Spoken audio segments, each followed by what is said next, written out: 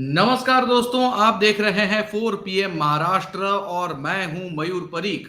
इस समय महाराष्ट्र की राजनीति के साथ जुड़ी हुई एक कानूनी दांवपेच की बहुत बड़ी खबर सामने आ रही है। बात यह है कि सुप्रीम कोर्ट की वेबसाइट पर डेली अपडेट जो केसेस लिस्ट होते हैं उसकी सूची जारी हुई है और सुप्रीम कोर्ट में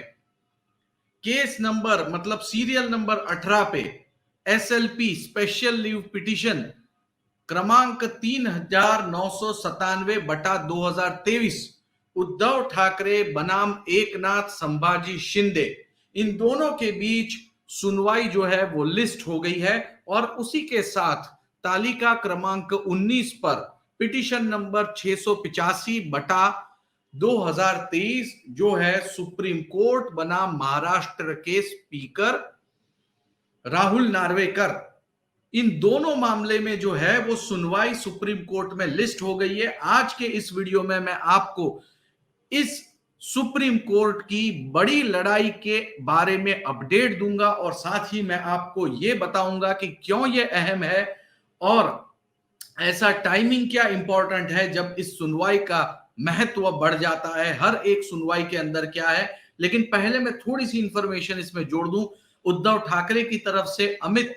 आनंद तिवारी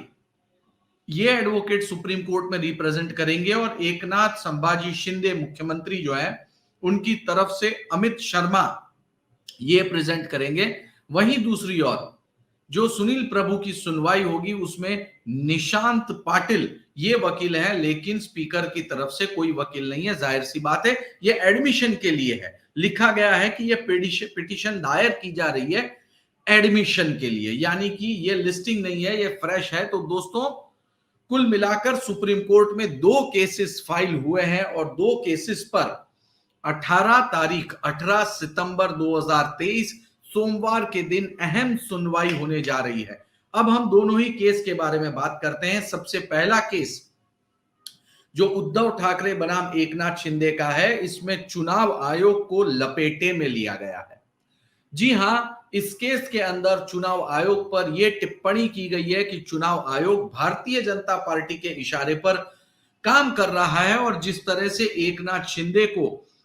चुनाव का सिंबल दिया गया है उसके ऊपर कड़ी आपत्ति जताते हुए उद्धव ठाकरे ने कहा है कि यह सिंबल जो एकनाथ शिंदे को दिया गया है वो वापस उन्हें सौंप देना चाहिए और ये पूरी की पूरी जो प्रोसीडिंग हुई, इस प्रोसीडिंग के दौरान चुनाव आयोग ने जो फैसला किया ये फैसला गलत है और इस फैसले के खिलाफ सुप्रीम कोर्ट को कुछ कदम उठाने चाहिए। दोस्तों ये केस का इस समय इंपॉर्टेंस बहुत ही ज्यादा बढ़ गया है और वो इसलिए बढ़ गया है क्योंकि बिल्कुल इसी तरह का एक केस 8 अक्टूबर को चुनाव आयोग में सुनवाई के लिए लिस्ट हो चुका है और वो केस यानी शरद पवार बनाम अजीत पवार का केस, मामला बिल्कुल सेम। हमने इसके ऊपर एक वीडियो बनाया है जो 4 PM महाराष्ट्र पर मौजूद है। उस केस के बारे में भी सारी डिटेल आपको उस वीडियो से मिल सकती है। इस वीडियो में हम आपको बता दें कि सुनवाई के लिए चुनाव आयोग ने जहां राष्ट्रवादी मन बनाया है और उसकी सुनवाई शुरू की है, बिल्कुल ऐसी ही सुनवाई शिवसेना के बारे में हुई थी में और ये सुनवाई जो थी वो चुनाव आयोग ने कंडक्ट करते हुए एकनाथ शिंदे के पक्ष में फैसला सुनाया। अब उद्धव ठाकरे का सुप्रीम कोर्ट में यह कहना है कि चुनाव आयोग का फैसला गलत है, उसे पलट दिया जाए क्योंकि सिर्फ और सिर्फ जनप्रतिनिधियों की संख्या के आधार पर सिंबल का फैसला नहीं हो सकता। सिंबल का फैसला अध्यक्ष करेगा और जो पार्टी के भीतर चीफ व्हीप चुना जाता है वही इस मामले में फैसला कर सकता है। दोस्तों बिल्कुल ऐसा ही मामला जो है वो एनसीपी पार्टी में अजीत पवार और शरद पवार के विषय में भी है, यानी कि सुप्रीम कोर्ट में जो ये सुनवाई शुरू होने जा रही है उसका सीधा असर चुनाव आयोग की उस सुनवाई पर 8 अक्टूबर को पूरी तरह से पड़ सकता है। ऐसे में जो उद्धव ठाकरे ने सुनवाई की है वो बहुत ही इंपॉर्टेंट है। दोस्तों, दूसरा जो केस है वो है सुनील प्रभु, जो कि मातोश्री यानी कि उद्धव ठाकरे के एकदम खास हैं। सुनील प्रभु ने याचिका दायर की है महाराष्ट्र के स्पीकर के खिलाफ। सुनील प्रभु ने अपनी याचिका में यह बताया है कि महाराष्ट्र के जो स्पीकर हैं राहुल नार्वेकर, उन्होंने जिस तरीके से लेट सुनवाई शुरू की है और उसमें भी तारीख पे तारीख। दोस्तों, इस तारीख पे तारीख पर भी हमने 4 PM में एक वीडियो बनाया है, आप हमारे YouTube चैनल पर जाकर उस वीडियो को देख सकते हैं। तो ये तारीख पे तारीख जो महाराष्ट्र के स्पीकर कर रहे हैं उस पर रोक लगे और तेजी से 16 विधायकों की डिस्क्वालिफिकेशन के बारे में सुनवाई हो और तेजी से जो है राहुल नार्वेकर इस बारे में अपना फैसला सुनाए। लेकिन दोस्तों, इस मामले में मुझे ऐसा लगता है, जिस तरह से मैंने अभी ये पिटीशन ओपन करके देखा, कि ये मेंशन मेमो है फॉर एडमिशन, यानी कि ये सिर्फ एडमिट होगी और अगर ये एडमिट होगी तो फिर सबसे पहले नोटिस जारी होगा, नोटिस के बाद वक्त दिया जाएगा, राहुल नार्वेकर ये बताएंगे कि भैया सुनवाई शुरू हो चुकी है, अब सुनवाई शुरू हो रही है, आप कहें तो मैं सुनवाई रोक दूं। इस तरह से वहां पर कुछ समय लग सकता है और ऐसे में सुनील प्रभु ने जो महाराष्ट्र के स्पीकर के खिलाफ जो अर्जी लगाई है सुनवाई की, वो डिले हो सकती है। लेकिन ये जो उद्धव ठाकरे और एकनाथ शिंदे का मामला, जो इस समय जो चुनाव आयोग ने फैसला सुनाया और जिसे चैलेंज किया गया है सुप्रीम कोर्ट में, उस पर कोई ना कोई अहम चीज हो सकती है। दोस्तों, ये अहम इसलिए भी है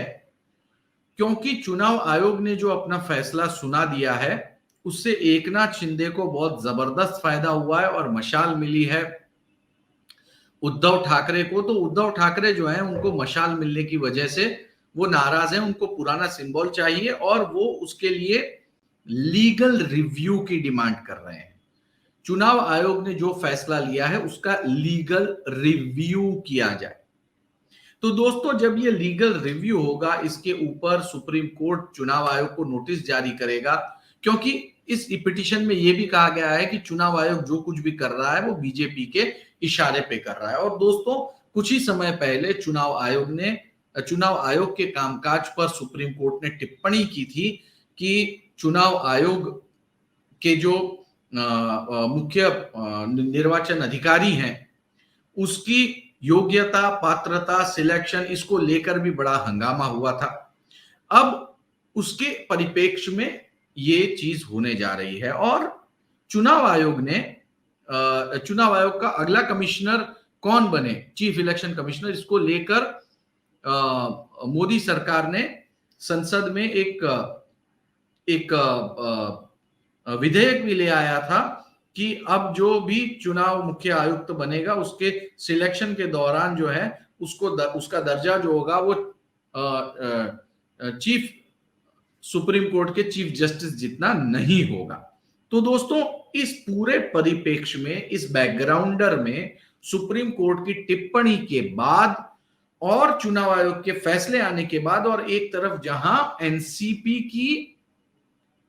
सुनवाई शुरू होने जा रही है, तब अहम मौके पर यह सुनवाई शुरू होने जा रही है और देखना बहुत ही दिलचस्प होगा इस पूरे मामले में कि आखिर चुनाव आयोग इस पूरे विषय में किस तरह का सुप्रीम कोर्ट इस मामले में किस तरह का रुख लेता है, जिसको लेकर चुनाव आयोग क्या एनसीपी के विषय में भी अपनी भूमिका बदलता है या नहीं।